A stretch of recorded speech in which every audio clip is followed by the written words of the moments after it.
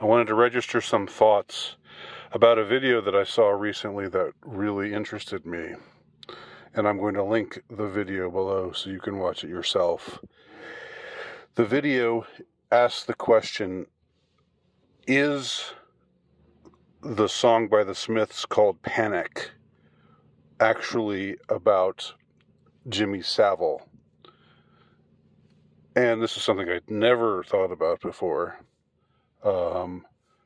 There's some evidence to not confirm it, but to make one wonder concerning certain lines in the song. To me, most noticeably, the lines from the lead side streets that you slip down, provincial towns that you jog around, hang the DJ, hang the DJ, hang the DJ, hang the DJ.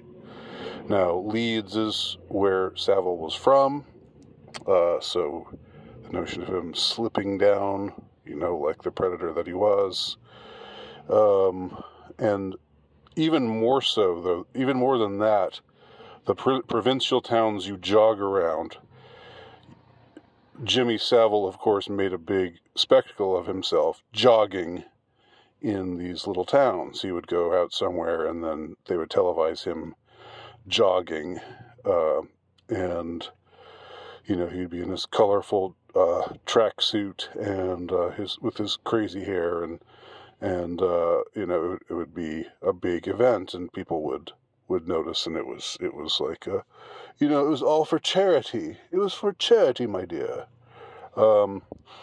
And of course later he would visit some children's hospital or some such thing, and stuff would happen, and nobody would talk about it. People knew, but nobody talked about it, as Johnny Rotten himself said, and as far back as 1978. So those lines and the about that make reference to a man, the provincial towns that you jog around. I never knew that was the line. I know the song pretty well, but who else was jogging? Who would jog around the provincial towns? And to have that be followed by "Hang the DJ," repeated over and over and over again, with kids singing, a kids choir singing in the background. I mean, that's pretty intriguing. I'm not saying it's definitive proof, but it's pretty intriguing. So if this interests you, by all means, listen to the video that I will link below. Watch it and see for yourself, and make up your own mind. But here's what I found also interesting about the content of this video. It seems that Morrissey, we think today of him being, really based, and liberals hating him, leftists hating him, leftists feeling betrayed by him, and that he was once such a wonderful man, and now he's turned into a terrible bigot, and you hear that everywhere. It was even on a Simpsons episode, where Lisa discovers the Morrissey of the 80s is gone forever, and so forth, and to be replaced by this abominable man. But really, if you pay attention to this interview from the 80s, Morrissey was pretty damn based even in the 80s. He was saying some stuff that was gutsy, that showed he didn't give a shit. He was gonna say what he was gonna say. Now, I don't know what I think about his thesis, but I think it's very interesting that he felt the need to express this, and this was an interview in Melody Maker. Now, I'm only going to summarize this. I'm going to paraphrase what Morrissey said. If you want to hear the direct quote, again, go to the video below, or I guess there's probably other places you can find this information. of Morrissey's interview with Melody Maker sometime in the 80s, sometime in the I think around 86 or so, that touched off this controversy. Morrissey was asked some question about indie pop or indie music versus black music, and Morrissey said that he didn't have any opinion about black music in general, but he thought that the black popular music that was being promoted heavily at the time was completely abominable, and he named people like Janet Jackson, Diana Ross, and others, and he said, they're promoting this trash just because it's being sung by blacks, and that they want to promote blacks over whites. Yeah, he said this. He said this in the 80s.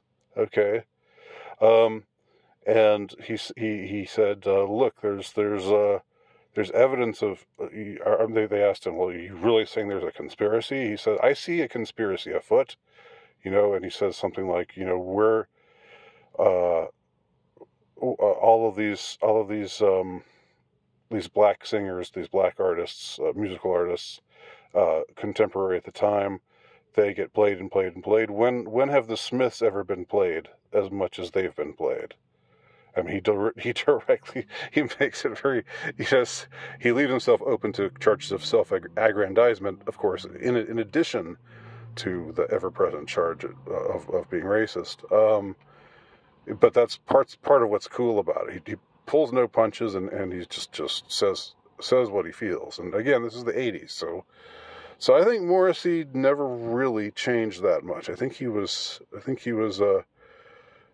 quite the character, even back in his youth, in the 80s. Now, what I want to explain what it is that I find so wonderful about the story, and how it contrasts so much with the way things are right now, and and highlights how awful things are right now, the contemporary state of things. Because after he gave this interview, they asked Johnny Marr, or I don't know if somebody asked Johnny Marr, the other major musician in the Smiths. I guess the two of them, Morrissey and Johnny Marr, were the major components of the Smiths, and the other musicians, were less, sort of came and went, or interchangeable, or something. I don't know the history of the Smiths all that well, but that's my impression. Or is it Johnny Marr or Jimmy Marr? Somebody correct me.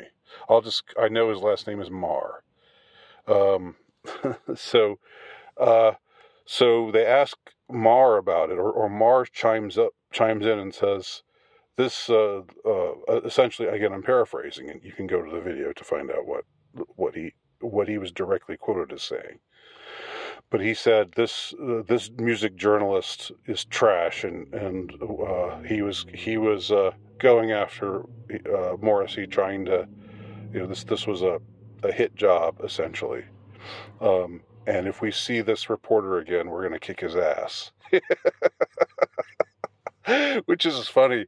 You don't think of these guys as being tough guys, or like, it's not like they're the most macho guys you'd see. Certainly not by far. But even they are saying that, they're saying, fuck the journalists, fuck the press. And Marr, Jimmy or Johnny Marr, he's got Morrissey's back. Morrissey's his boy, and he's going to stand by him. Now, deep down, he might wonder, Morrissey, why did you say these things? Was it really necessary for you to say all these controversial things about black music? but that's not what he says to the world. To the world, he says, Morrissey, I'm in Morrissey's corner, and fuck the press.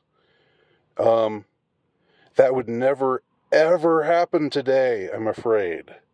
If anyone in any band, that's got any kind of mainstream success, if anyone said anything sort of like what Morrissey said in this interview today, said something that was a little spicy, a little non-woke, a little bit challenging of the conventional wisdom, or the status quo, in these sorts of ways, that might bring charges of being racist or sexist or whatever. That his fellow bandmates would turn on him in an instant. They would put a statement out and say, we would just like to say that Morrissey does not speak for the band. We are horrified by Morrissey's words, and we want to make it known that the Smiths do not stand for these. The Smiths are against racism in all forms, and blah blah blah. The drill, because you've heard it over and over again. It's self-important, self-aggrandizing, virtue signaling. But it's so refreshing to hear that wasn't the case, and that to me is a takeaway from this video about whether the song "Panic" is actually about Jimmy Savile. By the way, the Hang the DJ line, I don't think I mentioned this earlier. Jimmy Savile was a DJ, so that also fits. But again, watch the video, make up your own mind. I don't know enough to know for sure, but seems at least like a possibility.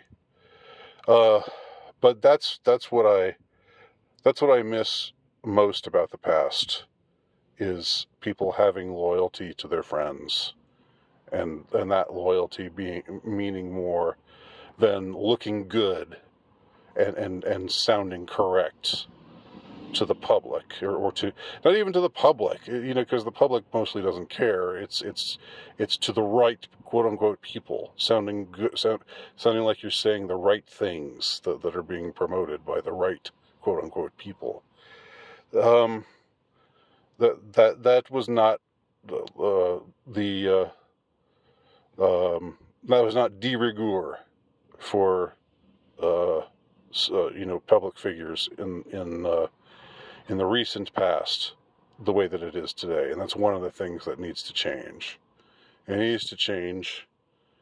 The times they need to be a changing back, and I'm doing my part to make that happen.